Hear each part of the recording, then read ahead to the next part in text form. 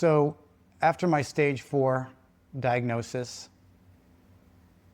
after all the treatments, the chemo and everything else that goes along with it, after all the inner work, after the many retreats that I've been to in the last 5 years or so,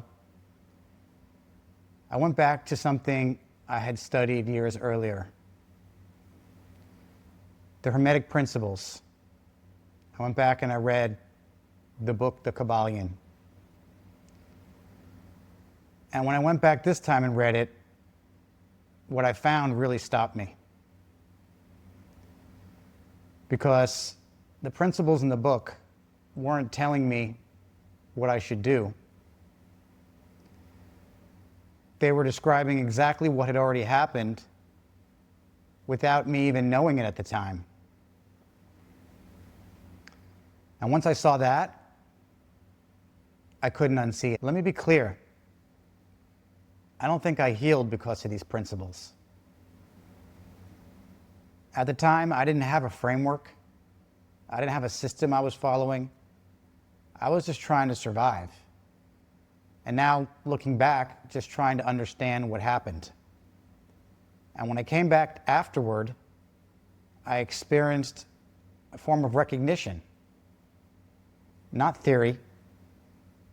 The kind when you read something and think, that's exactly what happened. Not theory, but recognition.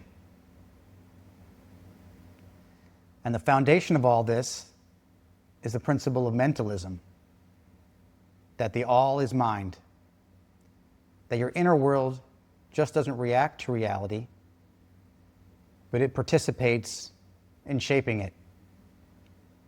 Not in a simplistic or magical way, but in ways I think modern psychology and science are only beginning to fully understand. Back in January 2021, I was in a hospital bed over New Year's, dealing with a stage 4 diagnosis of a rare form of lymphoma that had spread all throughout my body. And at first I was asking the question, why me? Why is this happening to me? But I quickly changed that question and started asking a better question. That instead of why me, to what has been happening inside me for years that I never really stopped to look at. For over 20 years at that point, I've been working in a Big 4 public accounting firm. I've been a managing director, doing tax consulting for big companies. And from the outside, things were solid. Very successful, productive, very happy, but internally something was off. I had learned to generate inner stability through performance, to feel secure because I was succeeding, and feel worthy because I was delivering results. But that works until it doesn't. And once I started questioning what was happening internally, the next principle became impossible to ignore. The principle of correspondence, as above, so below. As within, so without. That your outer world is a reflection of your inner world. Now, I'm not saying that I gave myself cancer. The body is complex. Genetics matter. The environment, lifestyle matters. There are many things we still don't fully understand. But I also could not ignore what I was seeing in myself. Decades of pressure, performance, control, internal tension. Eventually, my body forced me to confront something I could no longer outrun. that I no longer could optimize or intellectually manage. Correspondence doesn't ask you to assign blame. It asks you to look within, and ask, what is this showing me? But seeing the pattern wasn't enough. The deeper question became, how do you actually change your internal state? And the next principle that became real for me was the principle of vibration. That everything moves, everything vibrates, everything has a frequency. Thoughts, emotions, your state of being, they all carry energy. And before the diagnosis, I would have said that I was managing stress well. And in a way, I was.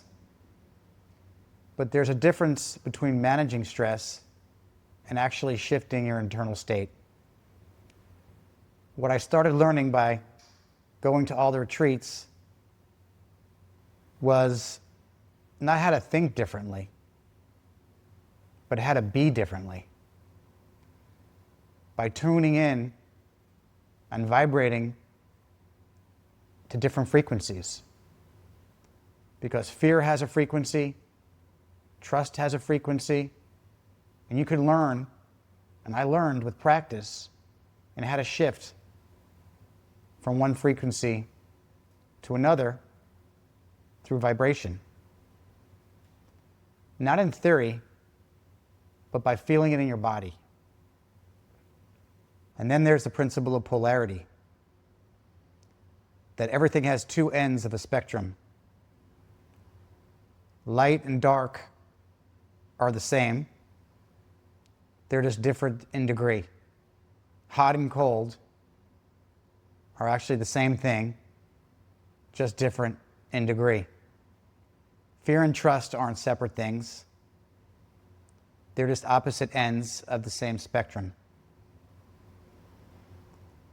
The healing for me wasn't the absence of fear.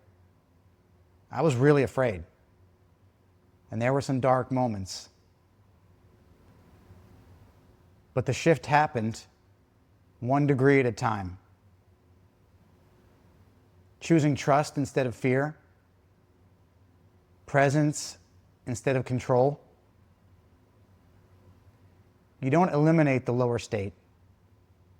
You just move toward the higher one. Gradually, consistently, and over time, that's what actually changes you. So here's what I want to say to you directly. If you found me through watching my cancer story, this is what was happening underneath. These aren't ideas to believe. They're just patterns that are already operating in your life. And looking back, I realized I wasn't just healing physically, but my entire relationship to my life was changing. And you don't have to wait for a crisis to start working with these ideas. That's the whole point.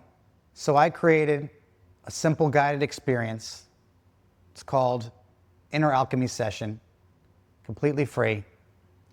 It's focused on identifying the pattern that's been holding you back and help you transform it based on these Hermetic Principles.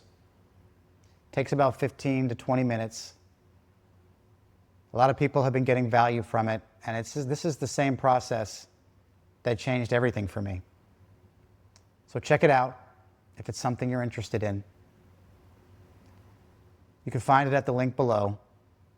And these principles have been around for hundreds, if not thousands of years. They're ancient. But the moment you apply them is always now.